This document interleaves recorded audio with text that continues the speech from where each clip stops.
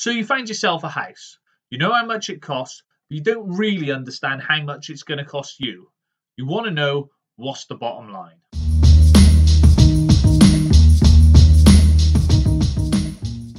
Hi guys, Jamie here, and today I'm going to be talking to you about how much money you'll need to buy a house. Now, for the sake of this video, we're going to be talking about a residential purchase, so buying a home without owning an additional property. So if you've already got a buy-to-let property in your own name and you're looking to move house, then this probably isn't the place where you're going to get the best information for you. So we're just talking about Mr. and Mrs. Smith who want to move house. Let's take a pretty generic example. Let's call it, for round figures, 250k. So we find a house in a nice area, beautiful house, for 250k. The things we need to work out: how much is our deposit, what the stamp duty is going to be, now that's a minefield in itself, the solicitor's fees, and any other miscellaneous fees, searches, mortgage broker, etc. They all need to be considered because those are the fees that come out of your pocket. Okay, let's have a look at deposit first of all. You can be safe with a 10% deposit.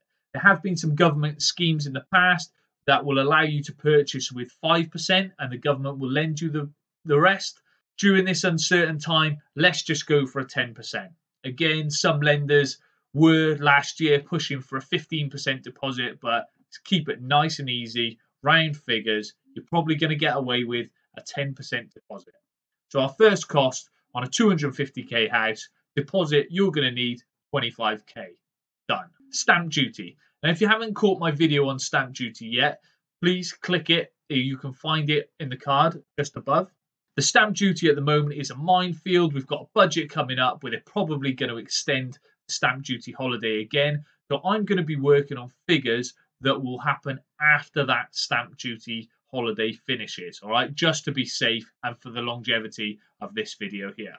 So on a 250k house, your stamp duty is looking at 2.5k, so 2.5 grand. Solicitor's fees. Now, I've spoken to my friend John, who has also been on the channel, and the solicitor's fees, including some of the services that they carry out and some of the internal things that they have to pay for a 250 grand house, you're looking at around about £1,000. Now that's just to be safe. It probably come in a little bit less, maybe 800, but budget £1,000 for your solicitor's fees. So that brings us up to £28,500. And this is if we're buying in England, by the way, because there is a difference.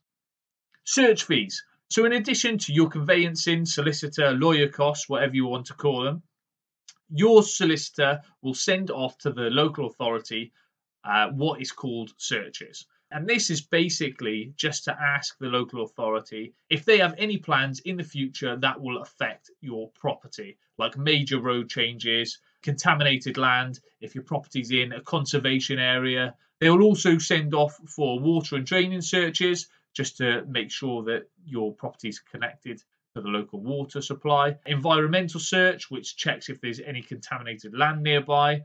Your lawyer, your solicitor, is in a much better position to tell you what those searches include than I am. I mean, there's something called a radon search.